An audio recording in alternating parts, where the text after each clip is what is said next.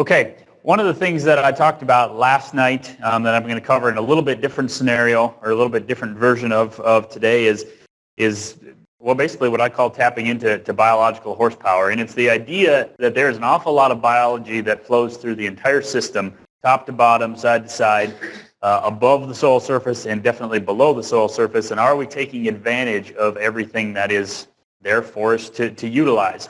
And when I say take advantage, I don't mean that in a bad way, but I mean that in terms of, again, letting nature do some of that heavy lifting, let them do some of that work for you. But let me ask you this question to start with. Do you believe that our management and or our actions can be 100% efficient but 0% effective? Okay, some say yes. What does that mean? What's the question really asking?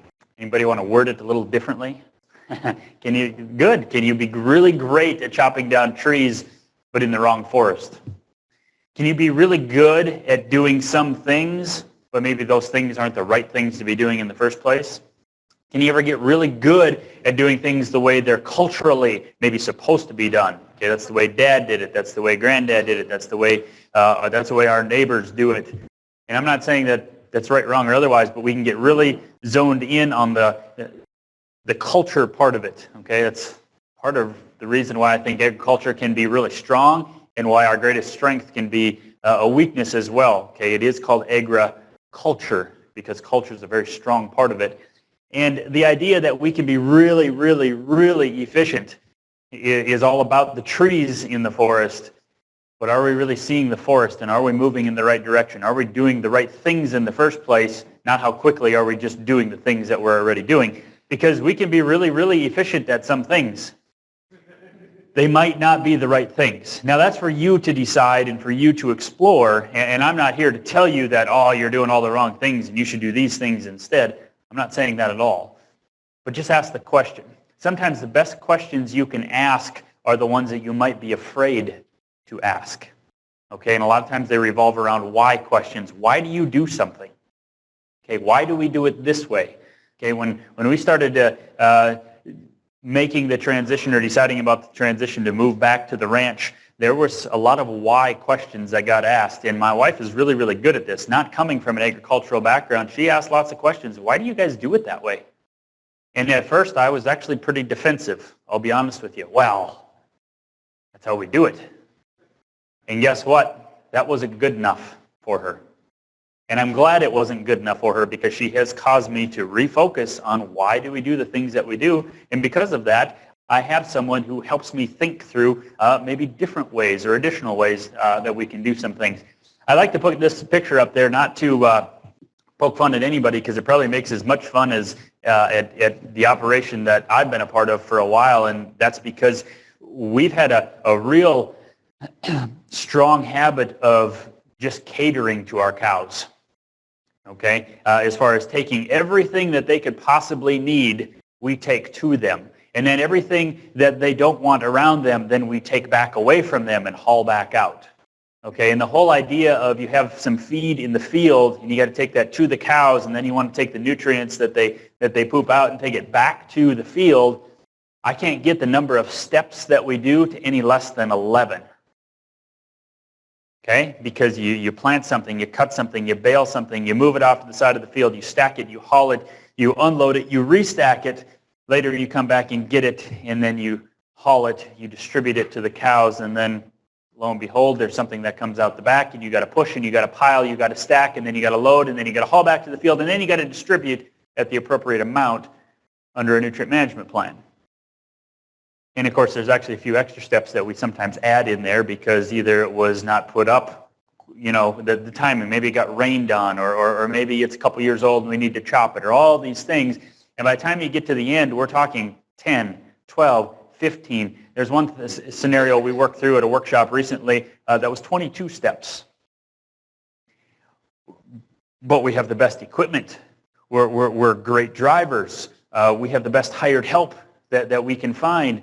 We've got equipment and bale feeders and processors and all those things that are supposed to be top of the line, top of the chain in terms of efficiency. Do you see how we probably were pretty efficient at doing all of those things?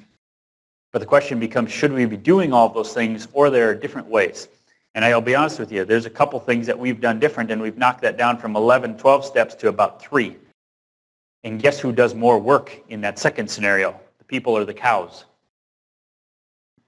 The cows do a whole lot more work than people do.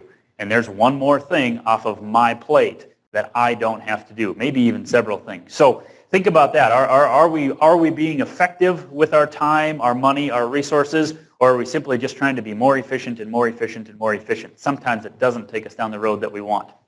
I'm going to share with you a few different operations that have made some of these changes and hopefully illustrate what I mean by some of those. And specifically, we're going to talk a little bit about cover crops and how they apply to these integrated type operations. Now, this gentleman here, his name is Ron Hine, and a real quiet individual, but a real deep thinker type of person. And one of the things that he transitioned towards here a number of years ago was planning his grazing so that he had the opportunity to graze 365 days a year if or when the opportunities presented themselves. Okay, so with full knowledge that there's a contingency plan and some stored feed, knowing that he's probably not going to be able to do all 365 days. But I guarantee you, if he hadn't planned for any extra days than he normally did through the grazing season, any more than 150 to 180 days, it certainly wouldn't be an option if he didn't plan for it. He actually went through it in a bit of a successional process like this. His winter grazing or feeding strategy went like this. He stockpiled some grass. Now, there's a little bit of an art and a science to stockpiling grass in any environment. So how you do it and how we do it would likely be a bit different. After the conditions became such that he wasn't able to utilize that, then he went to grazing crop aftermath or crop residue, maybe grazing some cover crops. So he'd have a segment in his operation to be able to transition to that. He has dabbled a little bit in his third choice, although I don't think that kind of dropped out of the list here the last couple of years, but he did a little bit of swath grazing. Okay, either knocking down existing grass and legume mixes, or planting some small grains or millets or some of those things that he would swath graze during a certain time period within the winter. And then last, he would go to bale grazing. Okay, and this is basically something that even in the worst of times, he can carry himself through. So he gave himself some options. Just like having lots of paddocks gives you lots of options as far as where to go and how to plan logistically for your grazing, this gave him lots of options during the winter. Some of the things that he found through his operation from his animals and the stockpiling part of it, one is that he had to move actually fairly frequently. He still used temporary electric fence quite a bit when he did and managed across his stockpiling so that he could keep his nutrition plane up a bit higher. He truly wanted to move into a supplement feeding rather than a substitute feeding, and they're two different things. Okay, supplement feeding means that what you have available is still your main source of feed, but you might have to supplement a little protein or a little energy or a little mineral or something to it. Substitute feeding means you have nothing to graze, and you have to completely replace what they were eating with some stored feed of some sort, meaning you're providing 100% of what they need. So he really wanted to lean more towards the supplement feeding, but that means he had to leave enough grass or have cover crops or something to actually graze during those months. He found out that his cow herd changed quite a bit.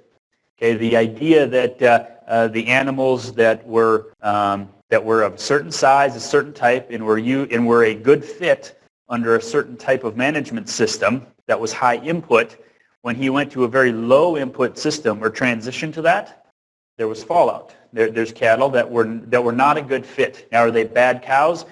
They were bad for his system because they didn't fit anymore. Doesn't mean that they aren't a good fit under a different management system, but if they're going to be out grazing in the middle of the winter having to forage for themselves, they're going to need to be the type that can handle that. Phenotypically, they need to be of that type. The other thing that he did is he went to calving a bit later, so he calves in May and June in our environment. He leaves the calves on till about the following March. Okay? He normally used to calve in about March, and he'd wean in October, November. Well, the reason for keeping those calves on longer is first of all, if any replacement heifers that he keeps, the mama cow can teach those calves a whole lot better than Ron can go out there and teach those calves how to forage during the winter, what to look for species, how to learn how to graze in harsher conditions, that sort of thing. Plus, he wanted the probiotic effect of the milk from that mother cow, even though it gets less and less how much they actually consume, but to keep developing the rumen through that entire 8, 9, 10 months. But this was from his stockpiling standpoint. Like I said, cover crops become a part of that. We've had several producers that will actually turn cows and calves together onto a cover crop, and they'll leave them on there for about a week. So those cows that have probably been on something like that before kind of know what to do. The calves learn what to do, and then they pull the cows off of the cover crop, and they leave the calves on there.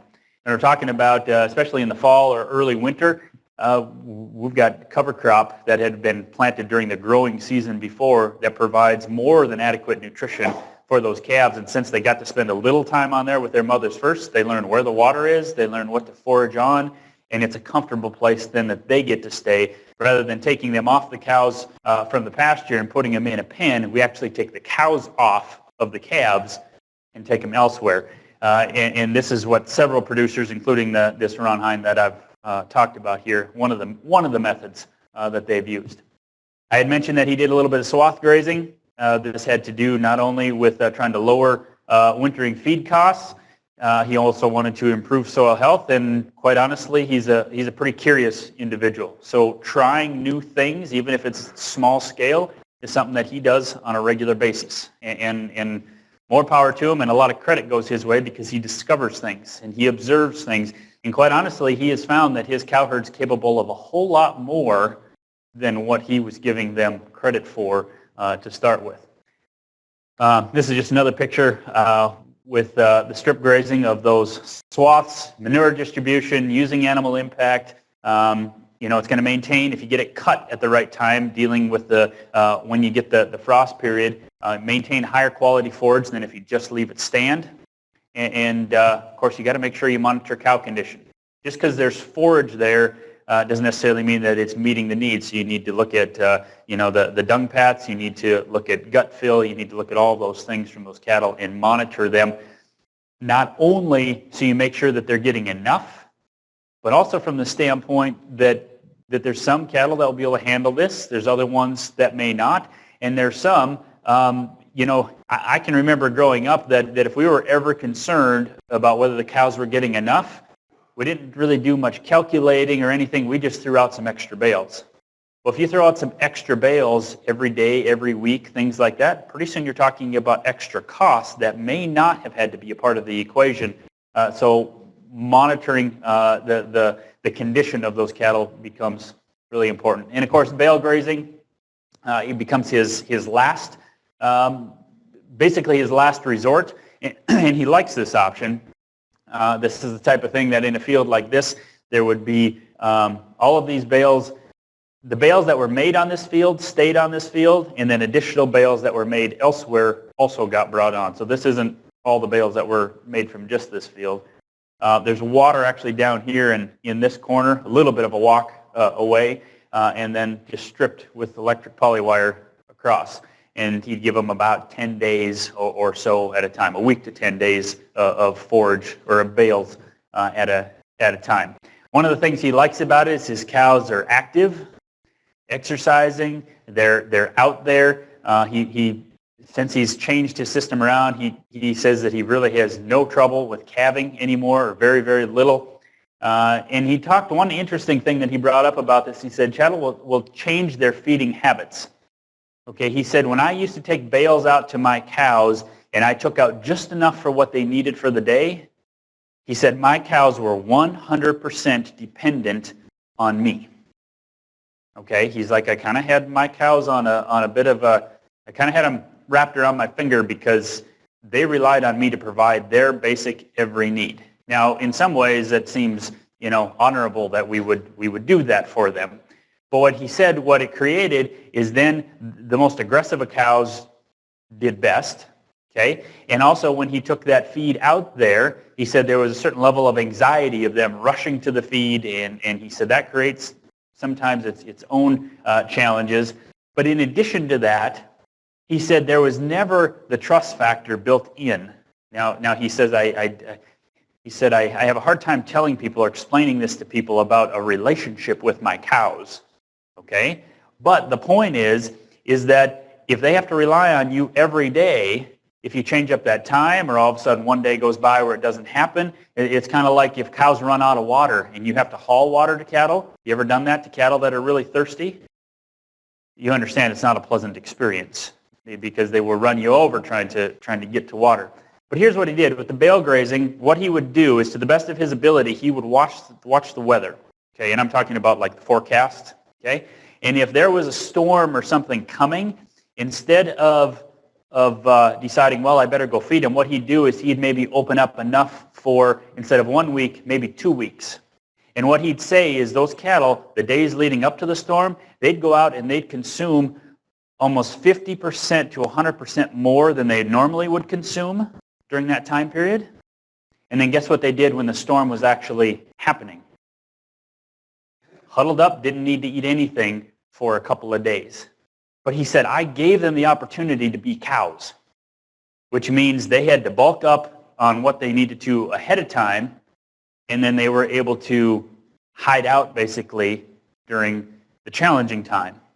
But he said, if I was feeding them every day, he said that would have been a totally different dynamic that would have taken place. And he said, when you have animals, his opinion, when you have animals that trust or that you provide for them and they can see that there's plenty of feed out there, he said their attitude and how much they consume, he said, is very, very different than when you just have to basically hand feed them or tractor feed them on a daily basis. And he figures that he's got some feed efficiencies that are built into that as well. Plus, in this case, any nutrients or any waste, as some people would put it, is not really waste. It's just feeding the herd underground if there's anything that they walk on or that they trample. And he's only opening up a little bit per day, so it's not like he just lets them have a free-for-all in the hay yard. It's a bit more strategic than that. Okay, the second operation I want to highlight is called Richter Farms, and Marlon Richter has been one of our board members for a number of years, and generally I try and highlight what they're after in the first place. This is going to be a cover crop scenario, and they were looking to enhance soil cover to get their soils covered up and protected. They wanted to increase soil organic matter, and they want to increase diversity. Okay, one of the things that they struggled with a bit is that they have pretty sandy soils. And when I say pretty sandy, I'm talking about you could walk out on some of them and feel like you're on the beach. Okay, so we're talking pretty sandy soils, which are pretty drought prone, and because of markets, equipment, and risk based on not having the most productive type of soils, not loams or things like that, they were pretty limited on the types of crops that they were willing to grow as cash crops.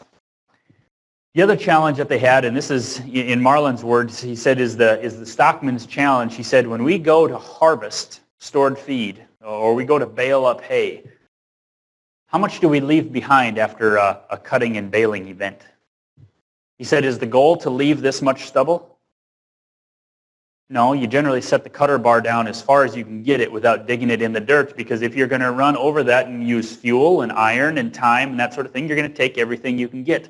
He said the problem is we're constantly robbing from the herd below ground their food source in order to give animals to, or give the feed to the animals above ground. So he said we need to start doing some things that start giving some carbon and food back to the underground critters. And so cover crops was ultimately what they decided to. This is what it looked like in the drill. Okay, there was about 6 or 7. I've got them listed here on the next slide. Different species that are in there, the large seeds, the small seeds. They're all planted about 1 inch deep. What we found is if you've got a drill that has multiple boxes or a legume box or something like that, you can split up some of them. Inoculants are another thing that are important for the legume species, but for the most part, we've seeded a lot of them all through the same box. And basically, the larger seeds, which normally would be planted a bit deeper, kind of forge the path up through the soil, and the small seeds kind of come in a second wave. Okay, normally they would be planted a lot shallower, but as a team, so to speak, they tend to come through. This was seeded after they chopped off a pea crop. They seeded this on July 7th, and this was several years ago, but the example, they're still utilizing this particular system. This is what they actually seeded. Now, of the 4 crop types, the cool season grasses, okay, so you've got cool season grasses and cool season broadleafs, warm season grasses and warm season broadleafs for those 4 types. The crops, the majority of the crops that they plant are cool season grasses, okay, oats, barley, wheat, winter wheat, those types of species. So when they plant a cover crop, guess which category doesn't need to be up there? The cool season grasses. It gets that land, that soil, those microbes get fed plenty of that part of the menu. So they don't need any extra of that. But what they don't have a lot of is cool season broadleafs and warm season broadleafs. Well, guess what that's heavy on? Those particular species. So a cover crop's your chance to inject diversity, or at least in these operations, it was their chance to inject diversity that they wouldn't normally find a logical or profitable way to put into their normal annual cropping rotation. All right? He also calls it a dual feeding system for the same reasons I just listed, soil biology and the livestock. And to give you a few numbers on this, you know, first of all, he says graze your cover crops like you graze your pastures. You wouldn't take them down to nothing. And if you take a cover crop down to nothing, you're going to pay for it, okay? If you get to the point where you see the cow starting to pull out the turnip and radish roots and chew on them, it's because they've gotten down that far to where they're pulling roots out of the ground to chew on. I can guarantee that you're going to have yield reduction the next year. You've lost all of the benefit and gone further back by doing that. So just like you would graze your pastures and leave a certain amount of leaf length and residue that you leave, you're going to try and do the same thing in the cover crops. But what they did with this one is they grazed it with cow-calf pairs October 4th October 1st through the 17th. That was about 141 pair. Being as though they have, this is a multifaceted operation. They have dairy, they have beef, they have a feedlot, they have hogs, they have custom harvesting, custom seeding. They've got, and I'm probably missing about 3 or 4 different enterprises that they have, but we call it the Richter Village because there's just that much activity and lots of family members that are involved. But because they had that feedlot, they also had a scale that we could use, and we weighed all 141 calves as they went on to that cover crop and weighed everyone coming off of that after that 2.5 weeks. And during that time, and keep in mind, they're still on the cow, okay, so there is some component there that needs to be accounted for. But 52 pounds was the average gain per calf in that 2.5 week window, which averaged out to about 3.1 pounds per day. Now, if we would do a comparison to that of them being on native or tame pastures during that same time in October, I can promise you the gain would not have been over 3 pounds a day. It would have been something less than that. Now, we'd have to actually do a scenario and do the weigh in and weigh out type deal. But anyway, average starting weight at 580, average ending weight at 632. These were probably February, March born calves. So you take that 52, and of course now you're gonna see the prices for cattle back in 2007 when this was all put together, which of course is going to be different than now. So you can apply whatever numbers you want to this scenario, but just to give you some background, 52 pounds times 141 calves, a little over 7,300 pounds at $1.09 sale price. We could more than double that probably. Now, but anyway, $79.92 in terms of gross income divided by 72 acres, which is the amount that they put to cover crop. So $111 gross income per acre. Now keep in mind, they already took their annual crop off this field. So any of this is in addition to that.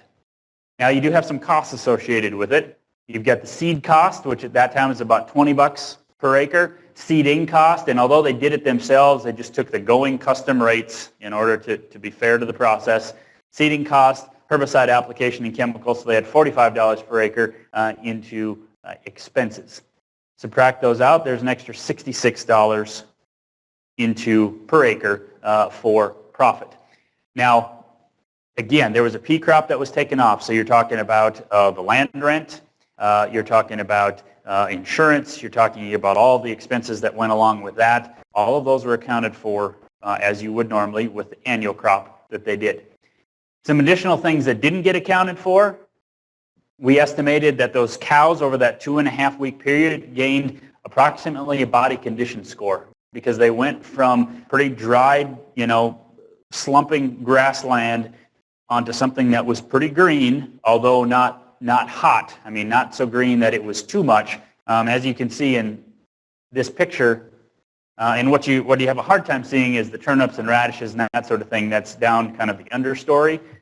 So they had actually pretty good balanced forage condition. So the extra condition going on to the cows before winter is a really big deal for us.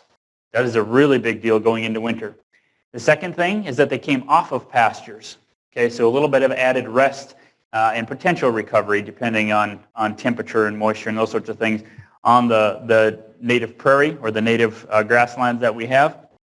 Why did they do it in the first place? You remember those 3 objectives they had at the beginning? Soil cover, soil organic matter. Okay? And addressing soil health was the primary reason for doing it. Now that's going to be a bit harder to measure because that's more of a long-term progression that they're making.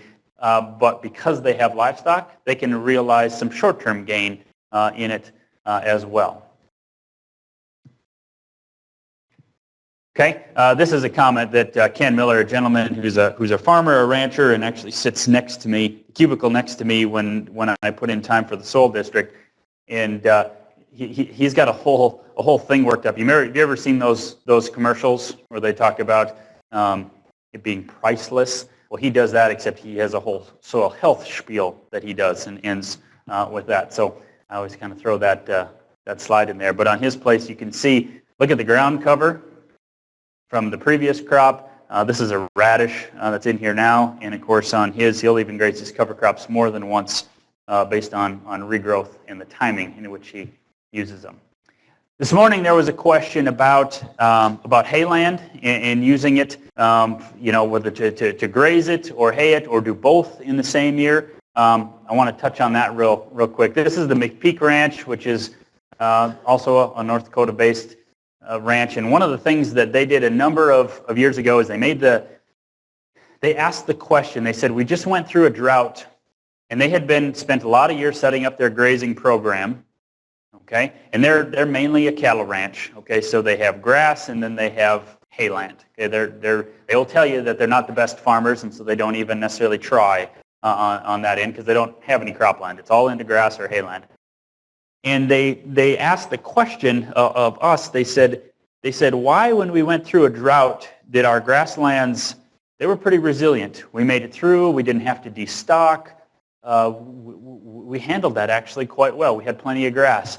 But our hayland just absolutely suffered to the point where it wasn't even worth haying a lot of those fields because it was just so dry, so bad. Well, why is that? Well, for a lot of years working for conservation agencies, I had always had the opinion that if you have something that you put into a perennial, especially if it's at least 2 species or more, well, heck, you're good, right? When we start running the soil quality or soil health tests on infiltration and runoff and organic matter and all of those sorts of things, conventional hayland typically underperforms most everything else. It is actually really poor. Why would hayland perform so poorly? That's right. You constantly, okay, that land never has anything put back. Now, maybe you put some fertilizer back, or maybe you put some manure back, you do some of those things, but that can't even come close to the amount of carbon and nutrients that are taken or constantly exported off there. So we started investigating this. This Todd McPeak started really looking at this, and he started setting his ranch up differently. And what he did is he made the decision. He said, I want to be able to seize opportunities and therefore graze every day of the year that I possibly can. And of course, whether it be the cattle type, which he's still working on, but basically his mentality of what is hayland and what is pasture land, and why why do we have to give them those specific titles and therefore only are allowed to use them certain ways? So he's changed some of that. So this initial need or original need was he started putting fencing around all of his hayland, and then he started putting water on all of his hayland. And by water, I mean he actually put in the water lines that were at a frost-free depth. So those are all at approximately 7 feet deep. And then put water tanks that are basically frost-proof, which means they can be used in our part of the world year-round. Okay, so even when it's well below zero and the wind's blowing and that sort of thing, they can still provide water for those cattle. So that was the initial thought. But the secondary thought was, how do I make those cows, or how does he make those cows work harder for him and therefore lower his costs? So the secondary need was to lower those wintering costs of the entire herd and get that critter on 4 legs and with this just really awesome ruminant type system that can take low quality forages and turn it into high quality protein. How can we make them work harder? And so in this process, the biggest light bulb moment for the whole deal is when he came in and he said, my hayland is not going to be called hayland anymore. He said, right now I have hayland that I graze once in a while. He said, that's no longer the case. He said, from now on, it is pasture land that I hay once in a while. And you think, well, okay, potato, what's the big deal? It's like a night and day difference as far as how he manages that land. Because now, we discussed earlier that, or maybe this was even last night when we talked about it, is mowing and grazing plants, does it provide the same effect on the land? Not even close.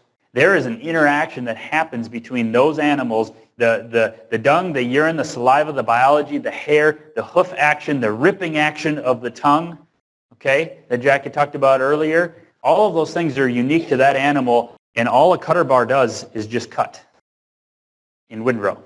Okay, it's a totally different dynamic that happens. So what he did is once he got that winter water and fence installed on all of that hayland, now he grazes all of that hayland way more than he hays it. And by grazing it longer in the spring and in the fall, not only does he not need as much hay because he's getting benefit from that land otherwise from a grazing standpoint, but now he's starting to see hayland that's coming back around. Now it's been pretty common in our area that you have hayland that you plant, maybe it's a single species, maybe it's multiple species, and after so many years, it's customary to take it back out, crop it, rebuild the fertility, and then eventually you can go back to hayland. Well, that makes sense because we're constantly exporting off that hayland, right?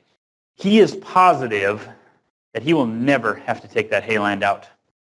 You know why? Because he never has to take pasture out. And not only is that what he's called it now, but it's pasture most of the time with the hay cutting taken off once in a while. So this particular hayfield, instead of being hayed once or twice, like 1 cutting or 2 cuttings per year, now it is grazed once or twice per year, and maybe every other year they'll take a cutting of hay off of it and take one of the grazings out. On top of that, even the hay that gets rolled up and put into bales on this field never leaves this field. So all of the carbon, all of the inefficiencies that come along with a cow and what she keeps to herself versus what she tramples on versus what she poops out the back, this land absorbs all of that waste and just continues putting it through the cycle. All right? So with that being said, I'm not so sure that he's wrong. I think he's onto something as far as being able to keep that hayland productive long term. And actually his hayland production has tripled in the last 5 years by doing this. Because he's not only adding nutrients back in terms of manure and urine, the most potent part, but it's the carbon that's partnering with it in that whole process. Plus his cattle are out, so he doesn't have to have them in confinement. He has the water established, the fence established. The other thing that he does is from a windbreak standpoint, of course you can pile up snow, and he has done that. And he'll feed them in that area for a week, maybe 2, and then he'll create another one, his bio windbreaks, as he calls them. The other bio windbreaks that he does is when he's got a field like this, over the course of a couple hundred acres, he'll take those bales, instead of leaving them all spread out and then doing the bale grazing, he still does roll out his hay, but what he does is he'll take 20 bales and he'll create a little windbreak here. He'll take another 20 bales and create one here, here, there, and there. And he will feed his windbreak out in that area until it's gone. And then he will rotate over to the next one and feed that one till it's gone. And of course, every place that he rolls out those bales is a new area every time that he rolls them out. And by the end of the season, he will have covered most of that particular field. And every year, he picks his weakest field, and that's where he starts. And he starts building on the fertility, on the ground cover, all of it for that one. So it's been a real interesting process to follow, and it's really interesting now that he's really starting to see results churn out from this deal. He did, this picture down the corner here, he did, and he has some of the portable metal windbreaks. But he said unless you put those on wheels, he said pretty much where you put them down, they end up freezing down. And he said it's just easier because they thought originally that they'd be able to have those and they'd just be able to drag them to different places. And he said that hasn't been the case. They like actually their bales as windbreak a bit better. Now keep in mind the bales that they do stack, they do have to have some sort of minimal fencing around them in order to keep the animals from just diving in at the whole stack, okay? But here's where a little bit they've built some portable panels, they've used a little bit of electric fence, they've done some different things to handle that part of it. But just in the 2 years, the first 2 years that he did this, and the reason I compare those 2 years on this place is they were, they weren't similar. 2010 was much worse than 2008, but even so, I know it's a similar conditions. It was similar in terms of cold. It was not similar in terms of amount of snowfall. Okay, but still, he used these percentages less per month. And of course, now he's gotten to the point where he doesn't feed anything in May or November. One of his other big deals was he said when we were taking out 80 to 100 loads of manure, and then we got to move to the next pen. He said, that's a big deal. That's a big cost when you have to hire someone in to come in and do that. He said, plus then you're driving even more on those fields with heavy loads. And he said, how much of that manure that we took out, he said, we always talk about, well, we can get a certain amount of nitrogen, a certain amount of phosphorus, a certain amount of potassium. What about all the stuff that we don't collect? Okay, what about all the liquid components that came out of those cows, the most potent part that we didn't collect? What about all the biology that passed through their system that if it had gotten dropped directly on the ground, some of that has a chance to cycle through. In this scenario where you're hauling it out of the lots and taking it out there, a lot of those components you don't get to go along with it. It's just a kind of a fraction of some of those. And then just the last slide on that one. This was hayland. He did a little experiment on his place. And this side over here was hayland that was grazed, alternating with haying. This side over here just stayed with a regular once or twice 1 or 2 cuttings per year, and this was over that 2-year period. And we took these samples, same soil type. I mean, this red line that's right here, these 2 fields are right next. Actually, it's the same field, but it's just management on half versus the other management. You see a little bit of difference there in terms of color. And probably the biggest thing is just the feel of that soil. Okay, one was a bit more friable, a bit more aggregated, and was, quite honestly, a bit darker in that process too. So we have a soil that's starting to build in a direction that we really like, or at least it's outgaining this one for sure. Okay, and the last operation I want to share with you, this is called Blackleg Ranch. And no, it is not named after a cattle disease. They were the first Black Angus cattle back in the 1880s that got introduced to our area. So they got nicknamed that. And of course, once you've got history that goes back more than 125 years, you kind of tend to stick with the name that you were associated with all of that time. This is an operation that they have cow-calf, contract grazing of stockers. They have agritourism. They have hunting and guiding, lodging, cash cropping. I do a lot with cover crops, and they host an awful lot of tours and that sort of thing on their place. This was a picture of the very first. They grazed yearlings or stockers for a lot of years, and they would graze like 800 or 900 and they would split them into two different groups. And they would rotate some through this part of the ranch, another through this part of the ranch, and of course the cows had another part. Well, they did this for a number of years because what they did is they didn't increase stocking rate when they started their grazing management. They kept the same stocking rate, if you remember what we talked about this morning, and just increased the density or how tight they were and moved them around. Well, they finally got to a point where they had way more grass than they had animals to consume it. So how they made up for that was not buying more cows, but just contracting more yearlings to graze on a per head per day basis. So this year, this particular year that this picture was taken, they jumped from 900, which was the previous year, and they jumped to 2,000 this year. The most recent year, they had 3,000.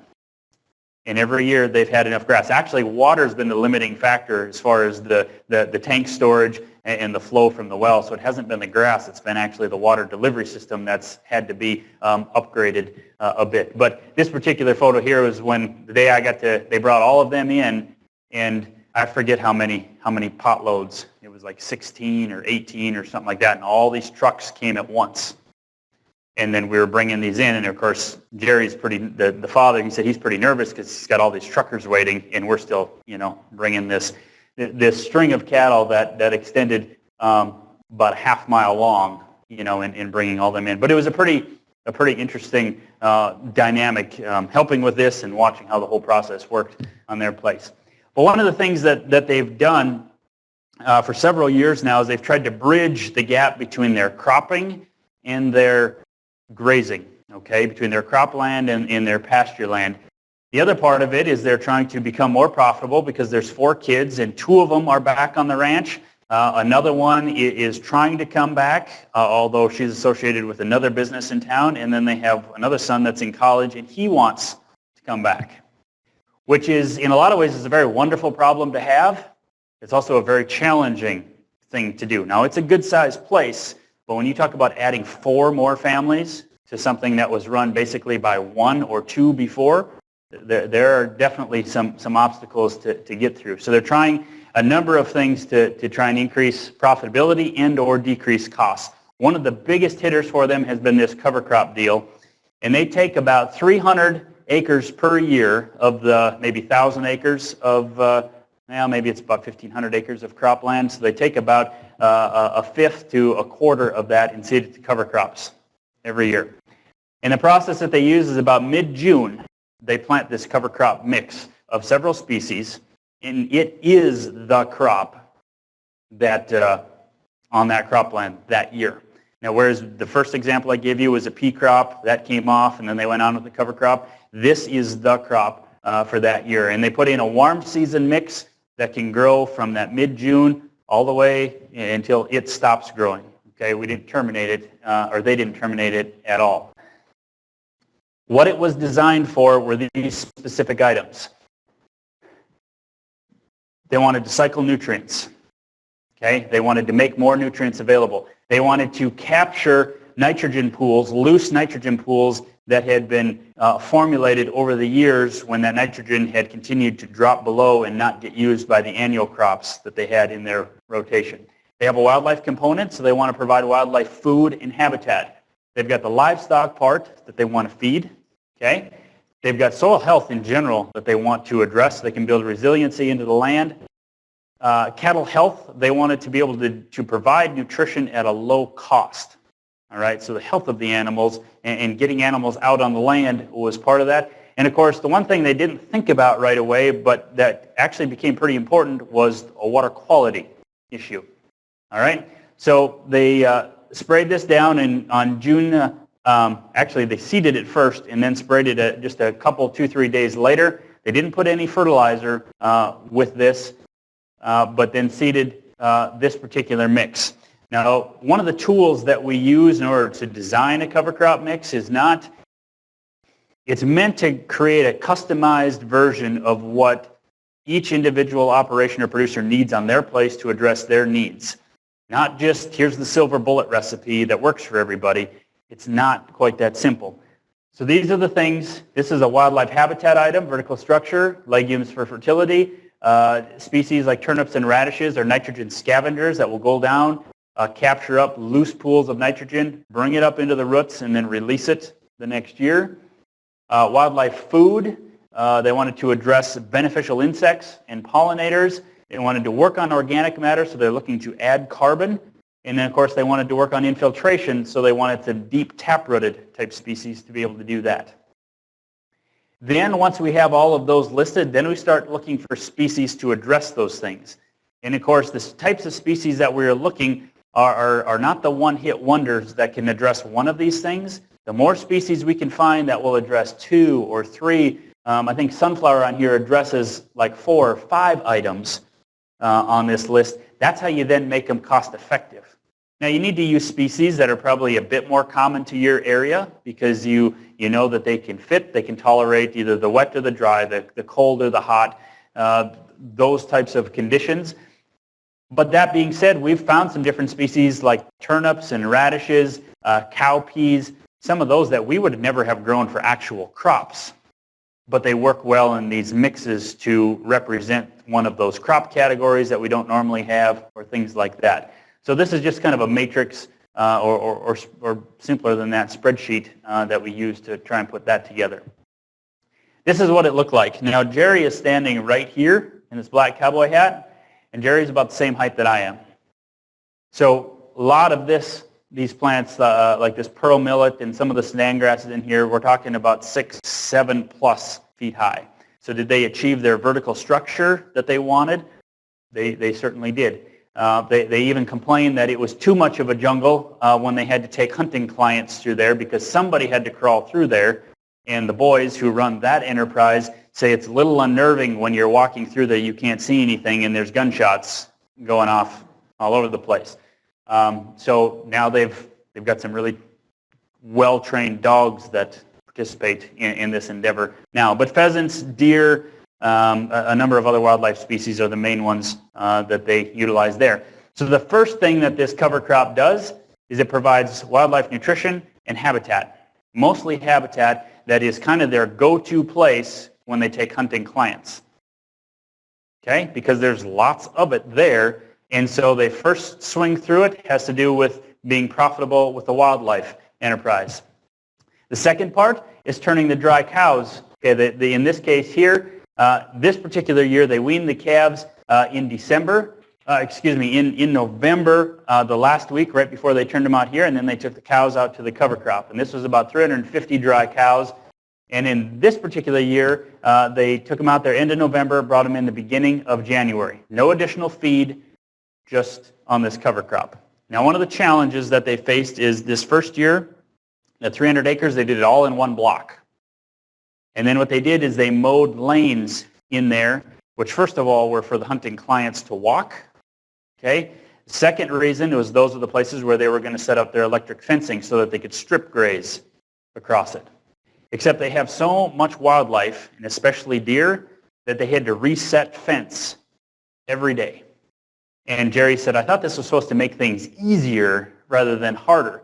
So what they did then is instead of planting 300 acres in one block, they would plant 40 acres here, and they'd take 50 acres of this field, and they'd take 20 acres of this field, and 30 acres over there, and they'd put it, and then they would just rotate. Okay? And of course, when they have snow, they have even more flexibility because the cattle will use snow in the cover crop as most of them will anyway, as their water source. Now, one of the issues we have with using snow, first of all, you have to have it, okay, which we didn't have much of it this year. The second thing is that we will warm up enough to where the top will start to melt, which then when it freezes again, guess what happens to the top of it? Plus you throw the wind blowing across it, and pretty soon you have a pretty solid layer on top that's pretty hard to break through. The type of things where you can take a front wheel assist tractor sometimes and just drive right over the snowbank because it's that hard. But when there's snow that first falls into vertical structure like this, what do you think the snow is like inside that protected area? It's quite a bit softer. So it'll last longer. And of course, once they get it, walked down or eaten down to here, then that changes. But it's much different than what you would see in the ditch or just on the road or in fields that are bare or don't have much for residue. So they did about 5 weeks worth of grazing there. And they figured they saved quite a bit. Now, in more recent years, he's followed this a bit closer. Their water use, he said, since they have the wildlife enterprise, they actually have a winterized tank not too far from the headquarters or from the house, and they actually set up a wildlife camera on the post that's right behind that water tank, shining down on the tank. And what they do is they'll watch, or what they did this year that this was taken, is they watched which cows came to the tank. And he said it was about the same 25% of the herd that would come in for water. And for the most part, there was a majority of the herd that didn't come in for water during that 5 weeks that they were out there. And he said if I would have been bold enough, he said maybe I should have considered, because I could see ear tags in the camera. He said I should have written all those down, and those should have been the 25% that I should have just sent down the road, because they're not hacking it like the rest of them.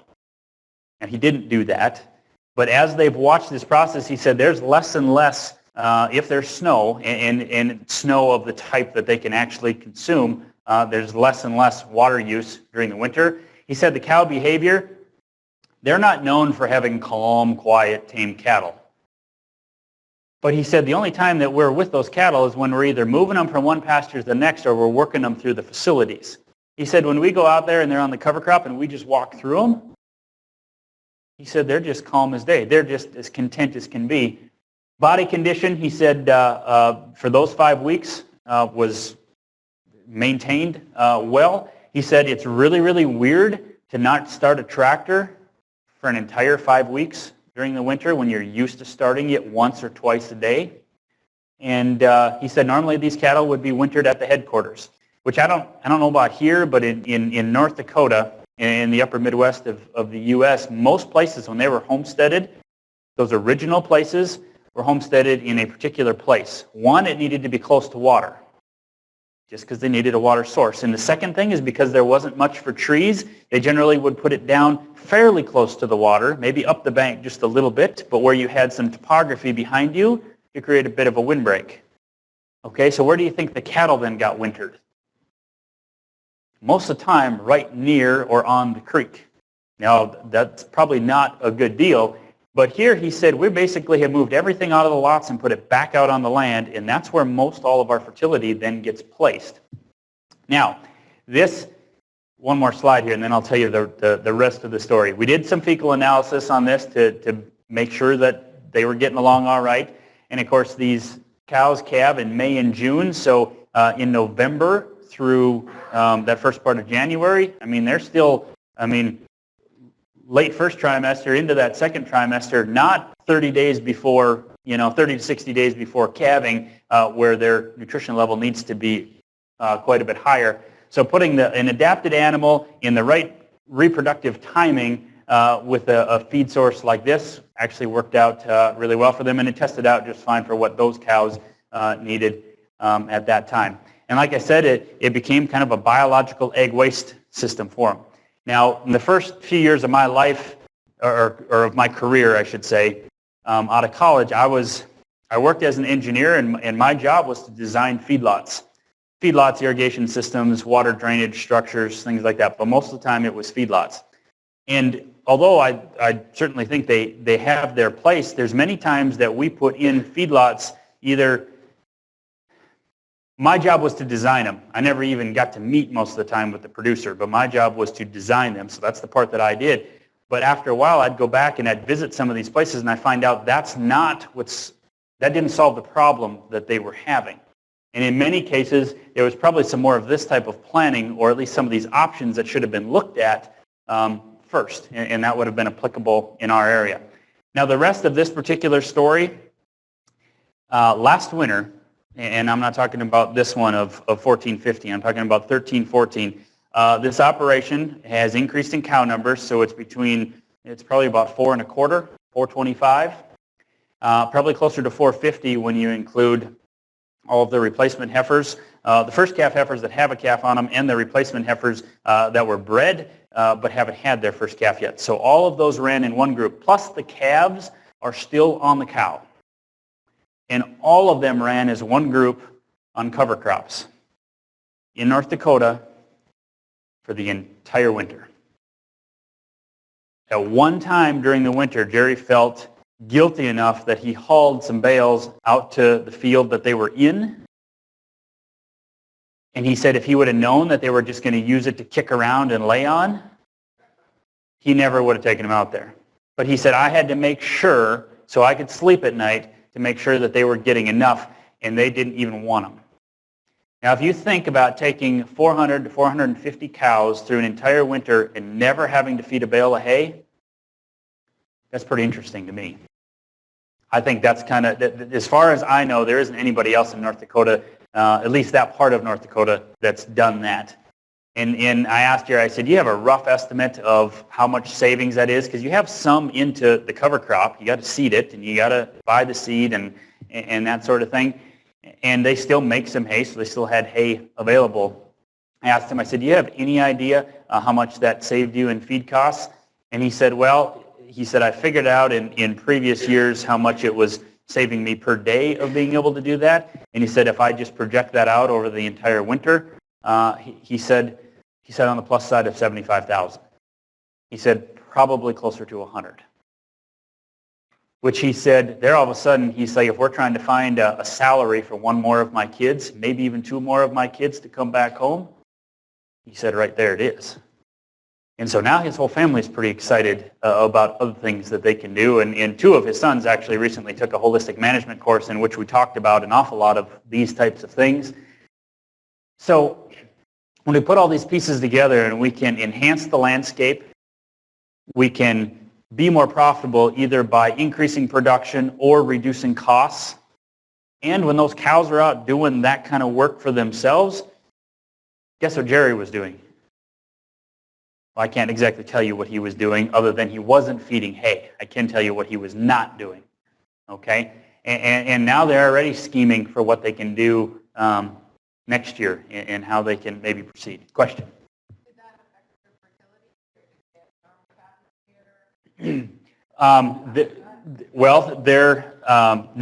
Calving went just fine in breedback, all of that. He said actually when they looked and scored the condition on all the different classes of cattle, he said our replacement heifers, and he said especially our first calf heifers, which he said are generally the most difficult ones to get to breed back. They've had that first calf and then getting them to breed back after that.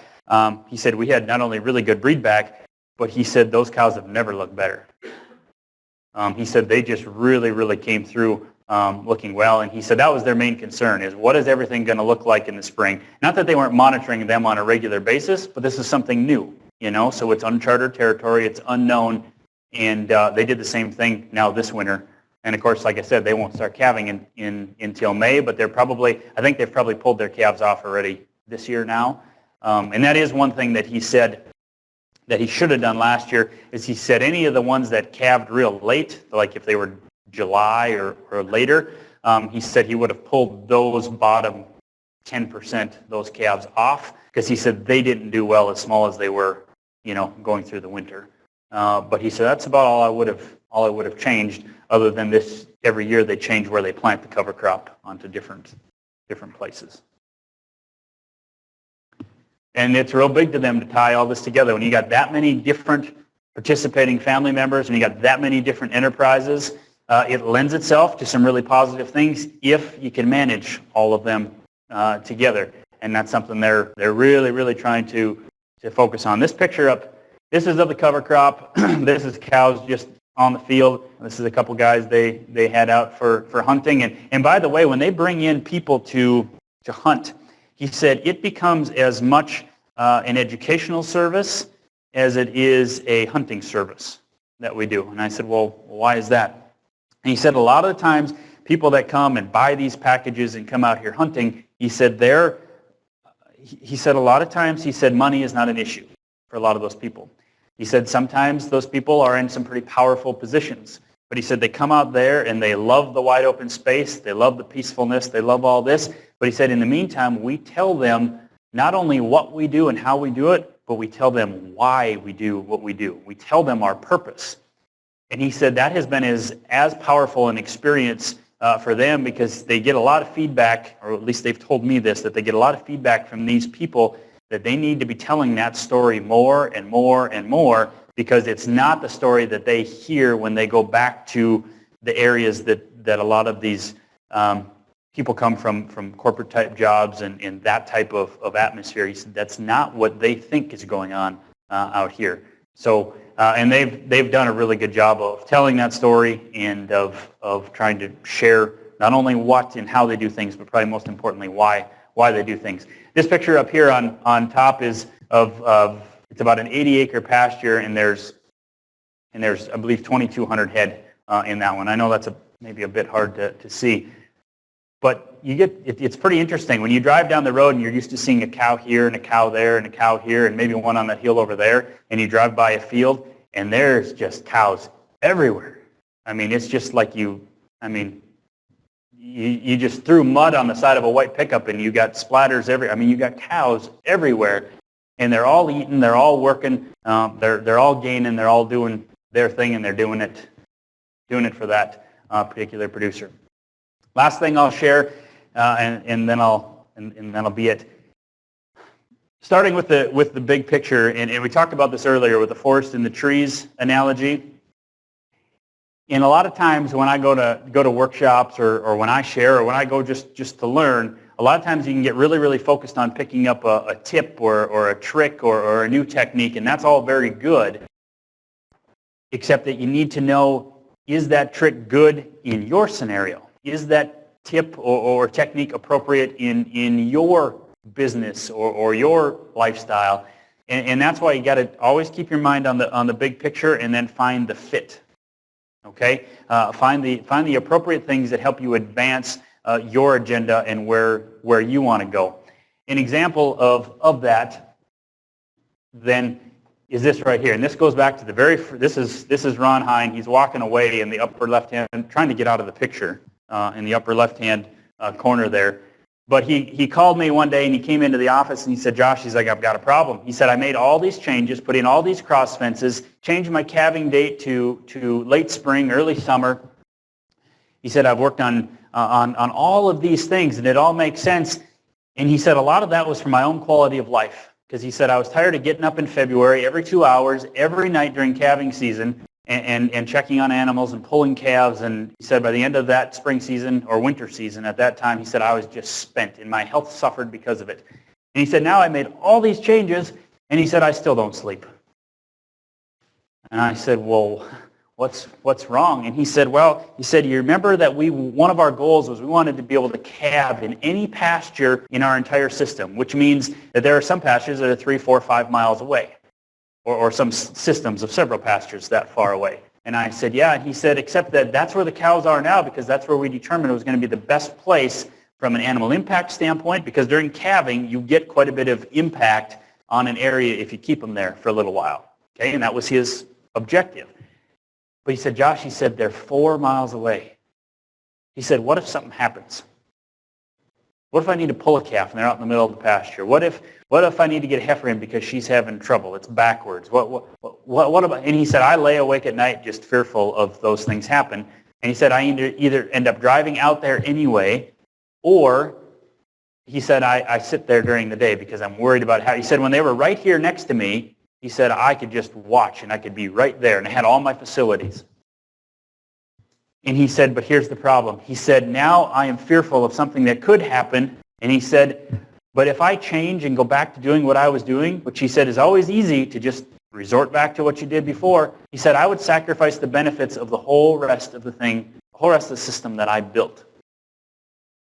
And so we talked about some different options, and I tried to talk him through what I could help with, and we didn't really come to any answers. And finally he left, and I felt horrible because I helped him design this system.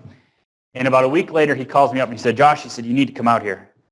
And I said, out to your place? And he said, yep, I need you to come out here. And I said, okay, I can't come today, but I said, I'll see you tomorrow. He said, all right. So I go out there tomorrow, and I get out of my pickup, and this guy, he's very patient, he's very reserved, very quiet, but he was just excited this day. And he said, Josh, get in my pickup, we got to go. And I'm like, holy cow, Ron, what are you so excited about? And we drive out there in this white pickup, and he stops here. And he said, what do you think? I said, Ron, what is it? And I kind of had an idea where he was going with this. And he comes over here and he shows me the head gate. He shows me the gates. He shows me that it's got this hitch on the front. And although you can't see it here, there is an axle that goes through here that you put wheels on this side, wheels on that side. And he said, now I sleep at night. And I said, here? He said, no. He said, this is my portable calf catch, cow catch, birthing trouble pen, whatever it might be. And he said, since it's on wheels, he said, wherever the cows go, it goes. And he said, if we have trouble, he said, I set it up either next to the water or along a fence. And he said, if I need to walk something in or something like that, it's there.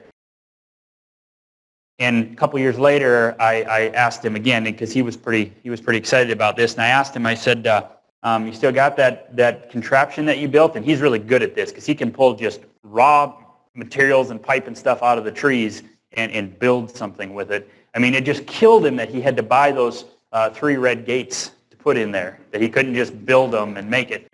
But he did. And I asked him a couple years later, I said, how's that working for you? Josh, I don't really know. Why don't you know, Ron? Never used it. Have you slept? He said, oh yeah. I said, I sleep like a baby.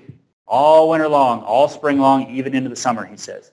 Now, the rest of that version is he actually built a second one that's just a little bit different style. I think mostly because he was upset that he didn't think of a couple things that he should have included on this one. But where the cows go, this still goes with them. And he has now, he said he has had a couple heifers that he's had to help, or at least he figured he needed to. And since he just was dying to use this facility, he did. He's also, they run a lot of stockers. He also built one that goes there. If they end up with a foot rot or lameness of some other sort or something like that, they have that thing that they can use as well. And basically his whole theory, or his whole conclusion then was, I'm not going to sacrifice the entire system and all of the benefits based on a fear of something that could happen.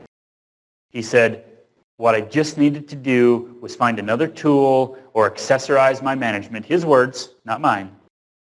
Okay? Accessorize his management a bit to just make that happen. And he said, I just had to get over a couple mental blocks until I figured this thing out. But he said, now I can calve anywhere on the place. And I can be pretty darn comfortable that if there's an issue, then I can address it. And if there's an issue and he's not there, he said, then he said, I wasn't there. But he said, based on the genetics we're using and everything else, we're pretty satisfied with where things have gone. But I started with Ron, and I wanted